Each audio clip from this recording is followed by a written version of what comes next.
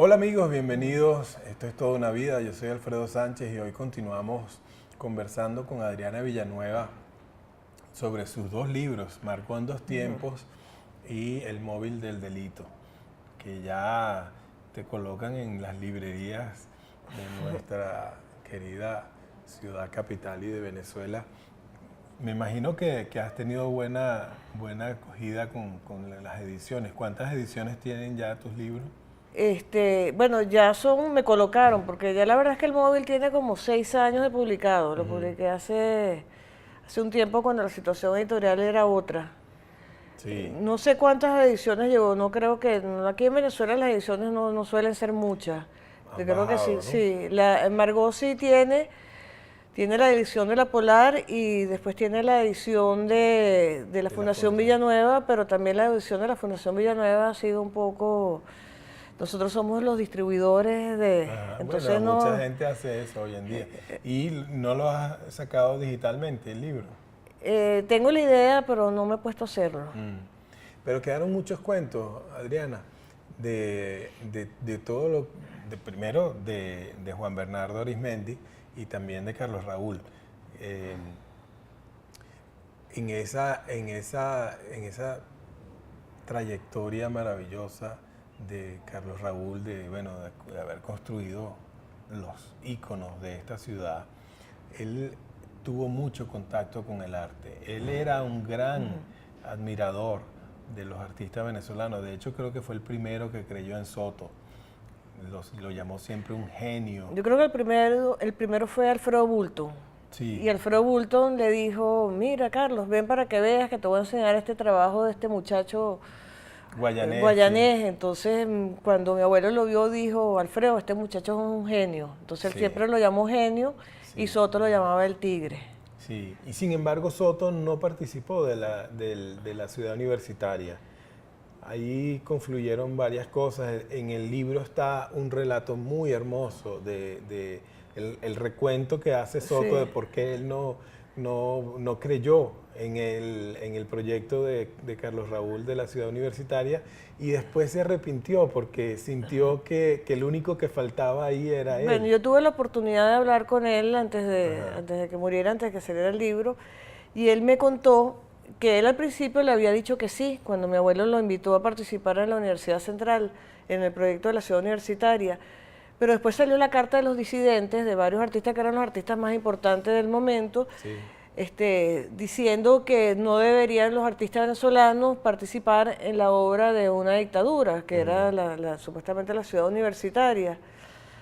Y entonces Soto dijo que él no se podía, a lo mejor podía estar de acuerdo o no podía estar en desacuerdo, pero que él no se iba a echar encima a los disidentes, pero que eventualmente se arrepintió porque todos los disidentes estaban en la ciudad universitaria después de haber escrito esa carta y él quedó por fuera. Imagínate tú. Pero después de tiempo, yo le pregunté, porque yo como conocí muy poco a mi abuelo, era si mi abuelo se lo había sacado en cara tras la amistad que ellos habían tenido, que eran Y casi nunca hermanos. jamás. Y No. él dice que nunca, pero que sí le dijo, oye, me da lástima que tú seas el único de los grandes artistas venezolanos, o uno de los únicos que falta en la ciudad Y sobre universitaria. todo habiendo sido tan amigos y habiendo estado tan cercanos en Sí, cuanto a pero hay gustos. una maqueta pequeña que está en la Facultad de Arquitectura. En el jardín hay una maquetica que supuestamente era para hacerse como 4 o 5 veces el tamaño, pero ya se había acabado el dinero para las obras de arte cuando Soto hizo Sí, la propuesta. sí. Y uno se imagina siempre el pasado como de una forma mítica, idílica. ¡Wow! ¡Qué maravilla esto! Y no sabe a veces que todas estas cosas costaron sangre, sudor y lágrimas lograrse, ¿no? Cuánto le costó a él hacer lo que él hizo y se sobrepuso a todas las dificultades y no guardó ningún tipo de mal recuerdo después de todas las cosas porque entiendo que uno de los grandes opositores fue Betancourt, ¿no? Sí, De hecho hay una anécdota maravillosa del el perrito de Betancourt que se perdió por las inmediaciones de la casa y ustedes lo encontraron, ¿no? La familia lo encontró y después pensaba, uy, hay que devolverle el perro, no vaya a ser que piense que se lo robamos. Cuéntanos de ese cuento, Pipi. Ese se me había olvidado, ese que me lo Sí. estás recordando ahorita. Sí, No recordaba mucho. pero Ese claro, Carlos Raúl trabajó en la época de Gómez, trabajó en la época de Pérez Sí. Jiménez, y eso le granjeó algunas enemistades, ¿no? Claro. Gente que a lo mejor él ni se imaginaba que eran sus adversarios, ¿no? Bueno, de hecho la ciudad universitaria es un proyecto que empieza con Medina Angarita. Sí, Ahí empieza el proyecto cuando compra Medina y que al principio no sabían qué hacer con la ciudad universitaria, si debía ser una obra de muchos arquitectos o debía ser una obra de un solo arquitecto. Entonces hay una comisión que mandan a Bogotá, ya creo que a México, estudiar la ciudad universitaria de estudiar Bogotá, la sí. ciudad universitaria, y ahí es donde se toma la decisión que debe ser la obra de un solo arquitecto. sí. Y lo designan a él de manera unánime. Y fuese sí, Carlos lo Raúl. designan a él. En esa época yo creo que tampoco había como mayores, digamos, recelos en el sentido de ni envidias, ni cuestiones así como que porque él y a mí no. Simplemente lo que hasta donde yo tengo entendido, no hubo ningún cuestionamiento al respecto. Y después, bueno, se paraliza la ciudad universitaria con el golpe a Medina y se vuelve a retomar ya después en la época de la dictadura. Así que es una obra que digamos que ya viene de antes. Sí. Bueno, todos los caraqueños en especial, tenemos tanto que agradecerle a Carlos Raúl Villanueva, El Silencio, por ejemplo, una obra maravillosa que él hizo además Sí. muy al estilo de lo que éramos, de lo que somos los venezolanos. Incluso él mucha gente le decía que si él tenía algo en contra de lo colonial, y él decía, no, lo que pasa es que la arquitectura es algo que está en los tiempos. No, de hecho, él saca un libro que se llama Caracas en tres tiempos, que Sí. es una especie de alabanza a lo que era la Caracas de los techos rojos y la Sí. Caracas colonial. Y bueno, también un poco de mea culpa de que él en cierta forma también es partícipe de que parte de esa Caracas Sí. sea otra. Sí, bueno, Pero él amaba, y él tiene muchos, dentro de su arquitectura, hay sus detalles de homenaje a lo colonial. sí, bueno, El Silencio El tiene Silencio, algo de sí, eso, sí. él lo decía. Que el silencio se hizo durante la guerra, que era la época hablando de la escasez, Sí. que se hizo, como estás hablando tú, lo que costó hacer las cosas, lo que Sí. costaba, que no era una cosa que lo tenían todo, porque en esa época no había muchos los materiales porque estaban cerradas las fronteras, las Y a importaciones. la vez también pasaban cosas como, por ejemplo, que había que terminar porque había un cambio de gobierno inminente y entonces lo mandaban a hacer cosas. Mira, construye, no sé qué, no sé, lo que tú quieras. Ese era el cuento con los museos. Ajá. Ese era- Así se hizo el sí, Museo de Bellas Artes. El Museo de Bellas Artes, y que entonces todavía Gómez no se moría Exacto. y las cosas estaban así medio... La gente querían que hablaran de otra cosa, entonces, bueno, ¿y qué hace? Te queda el terreno al lado. Bueno, déjame hacer el Museo de Ciencia. Y se hizo el Museo de Ciencia. Y esa época de Gómez era la época de Maracay. Sí, De la maestranza, era la época del Hotel Jardín, Sí. el Hotel Maracay famoso, que en ese momento era el lugar donde quedarse en Maracay, que era incluso, no sé si recuerdas el cuento, estaba a medio construir o a él le tocó remodelarlo, o no sé. sí, eran como, porque venía un general, alguien francés muy importante, Exactamente. eso eran como, no recuerdo qué era lo que era, pero se lo dieron a él para que construyera un lugar lo suficientemente elegante para recibir a este almirante francés. Tú citaste una vez una de las frases de Carlos Raúl Villanueva que a mí no se me olvidó, y es que era el concepto de él de lo que era una plaza. ¿Lo recuerdas? Sí, claro, eso viene con la Plaza Altamira. Que él decía que una plaza era mucho más que un lugar redondo donde había una estatua en el medio, una De plaza Bolívar. de Bolívar, que él decía que eso era lo que más le costaba a sus estudiantes entender, que una plaza era lo que la rodeaba. qué belleza de concepto, eso es. Y él tenía esa virtud de ser más que un arquitecto, un hombre que situaba su trabajo en el contexto de lo que era la ciudad y lo que era, vamos a decirlo así, más que la ciudadanía, también era la idiosincrasia de un pueblo, ¿no? Sí. ¿Cómo somos? Por ejemplo, tú me decías que él era enemigo número 1 del aire acondicionado. Él era enemigo, bueno, porque él decía que con este clima que tenemos en Caracas, que no íbamos a poder estar poniendo esos mamotretos de aparatos para poner fe a la arquitectura. Él lo llamaban el doctor terremoto cuando se hizo la ciudad Sí, universitaria, porque cada vez que no quedaba satisfecho con lo que habían hecho, decían, túmbeme esto. No, y también porque le gustaba... Bueno, él era una persona, que tengo entendido, porque yo te digo que lo conocí poco, yo conocí mucho más a Juan Bernardo Arismendi, porque mi bisabuelo murió cuando yo tenía 19 años, en cambio mi abuelo cuando tenía 12, entonces Sí. no tengo mucho recuerdo de él. Pero a pesar de ser un hombre jovial y muy simpático, tengo entendido que era una persona también extremadamente perfeccionista y sabía lo que quería y no transaba. Eso iba en contra, eso que me dices, de un concepto fundamental de Le Corbusier, de no disimular las cosas, sino... Escala humana. Sí, pero más bien destacar. Por Sí, ejemplo, sí. hay arquitectos que llegan a un lugar y encuentran una viga en el medio que no la pueden quitar, no pueden hacer nada con ella, entonces la destacan en vez de tratar de saber, pero tu abuelo lo llamaban el terremoto. Porque Bueno, pero hay un llega. cuento sobre lo que tú estás Ajá. hablando de Le Corbusier. Ese cuento es cuando le regala a mi bisabuelo, Juan Bernardo, a su hija Margot, le regala un terrenito chiquitico En la Florida, ¿no? No, en la Florida no, allá en Caraballeda. Ajá. Entonces mi abuela cuando le ve el terrenito le dice, pero papá, será para hacer la casa de Tarzán, porque tenía un árbol en la mitad del terreno, era un terreno muy pequeño con un gran Ajá. árbol. Y la casa, entonces mi abuelo le dijo, acéptala, que vamos a hacer la casa de Tarzán. Y hizo su casita en la playa, que es una de sus obras más reconocidas internacionalmente, Sotavento. Se mudaron mucho, ¿no? Estuvieron en distintas etapas.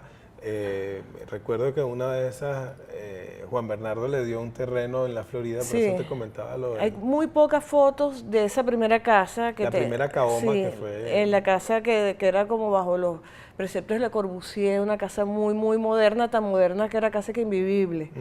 Entonces, después mi abuelo le regaló esta casa, Caoma, Sí. que era de Guinán, porque él decía que un arquitecto no debía vivir en una casa construida por sí mismo, porque entonces la esposa Claro. siempre le iba a estar No, y reclamando. entonces después a quien le asignaron la tarea, le dijo, tú estás loco, chico, ¿cómo le voy a yo construir la casa de No, Carlos que ella Raúl siempre se le iba a Villanueva? estar reclamando, mire, que el cuarto, porque te dije que me tenías que hacer esto.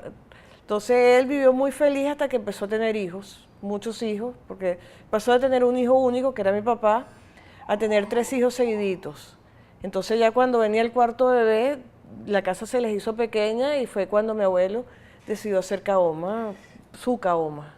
Y el cuento de la ciudad universitaria, no podemos pasar por alto la construcción del aula magna, que es una de las cosas más extraordinarias que nos ha pasado a los caraqueños. Esos Sí. móviles de Calder.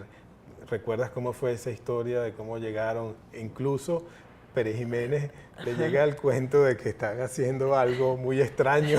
Y entonces él como que se quedó muy contento con la explicación que le dio Carlos Raúl. ¿Cuál fue? ¿La recuerdas? Bueno, hay un cuento, no sé si es este, pero hay un cuento que es cuando ve los bocetos del mural de Leger y le decía, ay, Villanueva, ¿usted está segura? Porque mis hijas pintan mejor. Bueno, tantos amigos vanguardistas que tuvo Carlos Raúl, que mucha gente de verdad no entendía el arte cinético, el arte no figurativo, todos esos Bueno, en el caso específico creadores. de Calder, él lo había conocido y después se hizo amigo de él por correspondencia cuando él quiso que Calder participara en la ciudad universitaria y le dijo, mira, yo quiero que estés en el aula magna. Entonces Calder, echándole broma, le dijo, bueno, pero yo quiero estar en el techo. Entonces, ¿Ah, bueno, sí? vamos a ver qué hacemos. Y ahí fue. ahí surgieron las nubes Y de- ahí qué surgieron las maravilla. nubes. Qué cuentos tan hermosos. Bueno, el cuento con Pérez Jiménez era que a él le estaban diciendo eso, que era una cosa rara, y Carlos Raúl le dijo, bueno, mira, eso es simplemente una cosa práctica. Algo así le contestó, ¿no? Sí. Que al final tenía que ver con la acústica, pero él no dio muchas explicaciones y parece que Pérez Jiménez le dijo a los críticos de Carlos Raúl que esté quieto, que él sabe lo que hace. Y bueno, qué cosa para la historia, ¿no? La ciudad universitaria y muchas de las construcciones de Carlos Raúl que hoy en día son parte de nuestra historia. Y nos queda pendiente, Piqui, en los pocos minutos que prometo invitarte de nuevo cuando me lea tu otro libro que Tú me vas a invitar todos a ver. Claro, porque es que además este es lo sabroso de estos programas, que poder sacar de verdad esas historias dentro de los libros que nos permiten hablar de los venezolanos que han hecho historia. Porque de cierta forma mi novela es como lo que pasó, porque mi abuelo soñaba, él decía que él estaba haciendo la ciudad universitaria pensando en lo que debía ser la Venezuela del futuro, una Venezuela moderna. Sí. Entonces yo escribo El móvil del delito, que es lo que eventualmente fue la ciudad universitaria para nosotros en los años 80, y más o menos lo que estaba pasando hace unos años cuando yo escribí el libro, que era el desmantelamiento de las obras cinéticas en Caracas. Sí. Que ya, digamos que ya pasó, pero hubo una época que fue muy triste ver cómo el Abra Solar y cómo el Soto de la autopista estaban siendo desmantelados. Sí, ¿no? Y el del Cruz 10 también de La El Cruz 10, sí, eso sí no tuvo salvación. Sí. Pero ¿cómo surge el libro específicamente? Este libro, esa narrativa de ficción. Bueno, yo creo que una necesidad también de lo que estaba viendo que estaba pasando en Caracas con el odio hacia el arte urbano, con la rabia, y también es un poco de crónica de lo que nosotros fuimos en los años 80, de no darnos cuenta lo que estaba pasando alrededor, que ya se estaba como resquebrajando. Éramos felices y muchos nos criticaron, incluyendo el entonces rector. El entonces rector que terminó tan mal su historia, ¿no? Sí, pero fuimos una generación hedonista por completo, pero no estábamos preparados para ver lo que después pasó en Venezuela. ¿Qué decía Carlos Raúl? No sé si lo hablaron en la familia sobre todas estas afán de acabar con nuestra historia sobre todo en el arte y en la arquitectura, de demoler. Por ejemplo, el centro de Caracas no es lo que es el centro de otras ciudades de nuestra América, donde se ha conservado un poco el casco histórico. Bueno, por eso es que él escribe Caracas en 3 tiempos, que tiene prólogo de Mariano Picón Salas. Pero yo creo que él murió, no recuerdo si el 75 o el 76, no le llegó a ver, digamos, la debacle que sí le molestaba cuando de repente veía unos terrenos muy chiquitos y unas grandes construcciones. Decía tigre enjaulado. Imagínate que hubiese dicho de la Misión Vivienda, Carlos Raúl. Él decía tigre enjaulado, porque veía unos terrenitos y metían esos mamotretos de edificios. Pero no lo llegó a vivir. Mi abuela sí, porque mi abuela murió hace como 7, 8 años, y a ella le afectaba mucho sentir de que, por ejemplo, para ella estaba vetada la Plaza Bolívar, que era su lugar de referencia de niña. ¿Y qué proyectos nuevos tienes, Adriana? Bueno, yo tengo 2 libros terminados en computadora, que lo que me hace falta es buscarle un editor. Que alguien te los arranque, porque los escritores somos así. Bueno, exacto, es que nos hace falta, yo digo, la imagen del gerente o de la persona de la gente. El editor. Bueno, editores sí tenemos. Que es el que agarra y te dice, se acabó el tiempo, déjame acá. No, yo los tengo, no están listos, pero necesito que alguien me los lleve y los empiece a... Y bueno, y últimamente, ahorita este año, estaba un poco paralizada con... Pero saldrán el año que viene. Bueno, saldrán el día que me decida mandarlos a imprenta. No, a un editor que me los recibe en este momento. Ok. Espero, tengo uno de crónicas que sale, hay una con tu hermana Elvia, ¿sí? Como una de las protagonistas, que está muy sabrosa. Gracias, Piqui, por haber venido y hablar de estas historias tan maravillosas que nos hacen recordar lo que somos los venezolanos, a través de la memoria de Margot, la memoria de Juan Bernardo Arismendi y de Carlos Raúl Villanueva, y la tuya, que ahora eres escritora de todos esos cuentos y demás. Gracias, Nico. Bueno, amigos, gracias por su compañía y su sintonía. Esto es Toda una Vida y los espero en la próxima emisión del programa.